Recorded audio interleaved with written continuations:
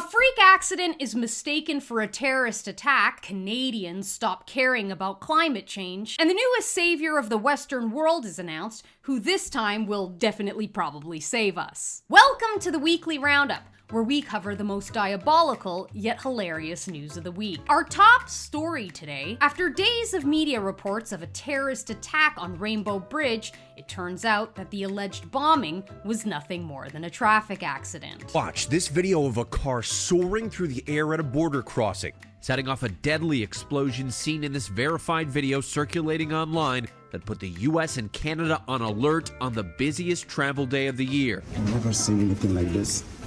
The car just exploded. That car speeding through the Rainbow Bridge, which connects New York to Canada near Niagara Falls, slamming into a Border Patrol checkpoint. Yo, oh my God, are they all right? A fireball engulfing the car, killing the driver and passenger inside, according to authorities. Tourists, uncertain what happened, rushing for shelter. Police have not confirmed who was driving at the time of the accident, but I think we can all assume who it was. This was no act of terrorism. This was a simple act of woman driving, which technically is the same thing. Honestly, this looks like a regular Tuesday at my local HomeSense parking lot. Surprisingly, this isn't the worst thing to happen to a driver this week. A man from Stony Creek, Ontario, has been informed that a new battery for his electric car could cost him $50,000. Simrat Such is still feeling the pain over what recently happened with his electric vehicle. I had an EV light come on. I had taken it to the shop.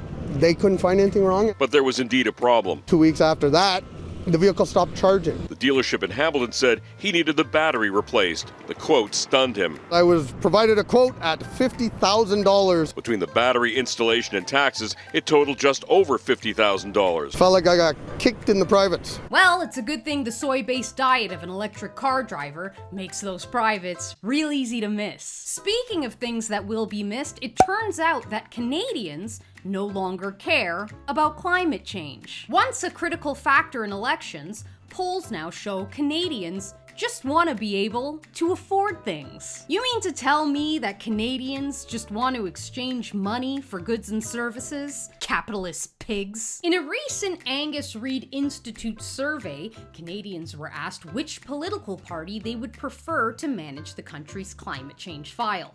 The winner was the Conservative Party of Canada. What's more, respondents were endorsing a version of the Conservative Party that has very explicitly not prioritized climate change. And if the polls are to be believed, none of this is holding back the Tories' massive surge in popularity.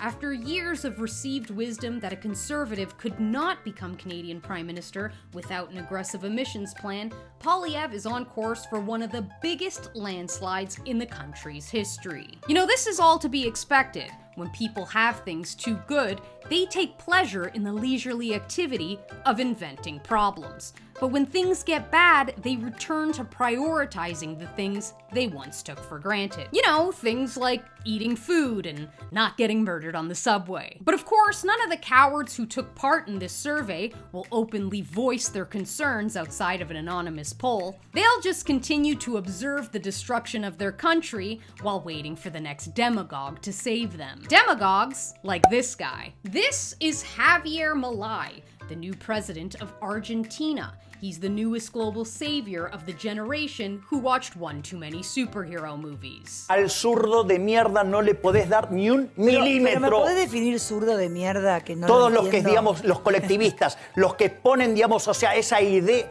A ver, ¿Por qué le pones de mierda, digamos? Porque son una mierda. O sea, vos mezclás... no, pero, pero es que si pensás, pero si pensás distinto te van a aniquilar. Ese es el punto. Es decir, vos al zurdo no le podés dar un milímetro, porque le das un milímetro y lo toma para destrozarte. That's funny. You can't give the leftard shits an inch. But what Javier has failed to mention is that he can't give the leftard shits an inch because he's already given his inch to his masters. That's right, it turns out Javier's hair isn't the only thing due for a snip. The Catholic president has publicly expressed his desire to convert to Judaism. Wonderful. There's no one I trust more than a Catholic who openly rejects Jesus Christ. Because denying the Son of God is truly the most effective way to defeat the leftard shits. Just ask freedom-loving Canada, who has just deemed Christmas a discriminatory holiday. A new report report from Canada's human rights watchdog says Christmas is a discriminatory holiday rooted in colonialism. The October 23rd report from the Canadian Human Rights Commission called Canada's celebration of Jesus' birth an obvious example of systemic religious discrimination. No one is free until we are all free. The report reads, many societies, including our own, have been constructed in a way that places value on certain traits or identities to the exclusion of others. For example, white, male, Christian, English-speaking, thin or fit, not having a disability, heterosexual, and gender-conforming. Because of this, many people are facing various forms of discrimination. But former Conservative MP Nina Gruel disagrees. She says what makes Canada great is that people are free to believe, celebrate, and practice the faith they choose without worrying about offending others. Christianity and Christmas included. Really? I thought what made Canada so great was that we'll never be hit by a nuclear bomb because there's no one willing to deliver one this far north. Well, that and this. So maybe you've seen this tweet about a new anti-white exhibit at the Vancouver Art Gallery. The exhibit is actually so much worse than this tweet, and I know because I went there. Predictably, it tells you to check your privilege. It puts a halo that says undeserving over your head. Stop talking, puts a mute button over your mouth. But then it gets downright schizophrenic. There's this exhibit display where it argues that because Roman and Greek sculptures had fluffy curly hair, they were not white. You are then afforded the opportunity to use the Aryan recognition tool and compare your facial measurements with the facial measurements of the leaders of the Third Reich. Damn. If that's the typical facial structure of an SS soldier, then smack my ass and call me Ava. I'm just kidding. What makes Canada so great is how nice we are.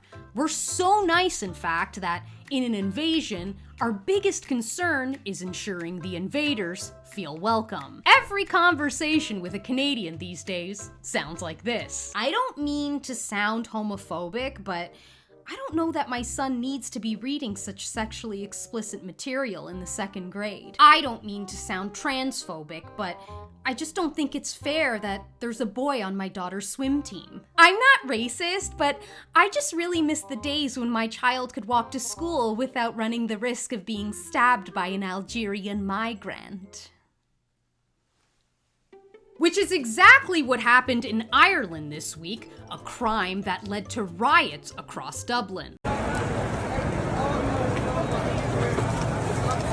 Mass riots swept Dublin, Ireland Thursday night in the wake of several stabbings in the city's Parnell Square. Ireland Police Superintendent Liam Garrity told reporters a 50-year-old male is the prime suspect in the stabbings which injured 5 people, including a 5-year-old girl, a 5-year-old boy, and a 6-year-old girl. The 5-year-old girl sustained serious injuries and was undergoing emergency medical treatment. If you think this is bad, wait till you see how the Washington Post framed this story. Far-right protesters burn and loot in Dublin in worst violence in decades. Right-wing protesters, angered by a stabbing attack they believed had involved someone of immigrant background, rampaged through central Dublin on Thursday night, leaving behind a trail of burning destruction. People the police later described as far-right protesters disrupted the crime scene, chanting anti-immigrant slogans, and took to the streets of Dublin, setting vehicles ablaze and clashing with police. The rioters did not do what they did out of any sense of patriotism, however warped. They did so because they are filled with hate. Irish government said in response that it would modernize its laws against hatred for the social media age, and it would also introduce legislation related to CCTV access for police. Varadkar sought to reassure Ireland's immigrant community, saying the country would be vastly inferior without immigration. He told a news conference that being Irish is more than saluting the tricolour and beating your chest and pointing to where you were born. He said it means living up to ideals represented by our flag and acting with compassion. Compassion for everyone but your white Irish neighbors, obviously. I want to remind you that the Washington Post is the same media publication that deemed the BLM riots, which were caused by the overdose of a crackhead criminal and resulted in billions of dollars in damage and killed over a dozen people, overwhelmingly peaceful. And did they call for compassion for the police as they face backlash for the highly sensationalized story? No, they did not. What they did do was use the fabricated story as an excuse to advocate for the abolishment of every mostly peaceful police officer in the nation. Funny how that works. Alright guys, that's it for me today. If you like this video, please don't forget to like, comment, and subscribe, and check out some other videos from my channel. Also, if you want to support me and this channel, please consider subscribing to my Patreon. I post 2 long-form videos there every month. And one more thing, how do you guys like my new setup? I just moved in, so there's gonna be a lot of changes behind me, but I am now in my mountain house. What do you guys think? You can see my ring light in the reflection, but I got a window. I got a window behind me now, and it's not a basement window. It's an above ground window. That's how you know you're moving on up in the world. I am fucking freezing.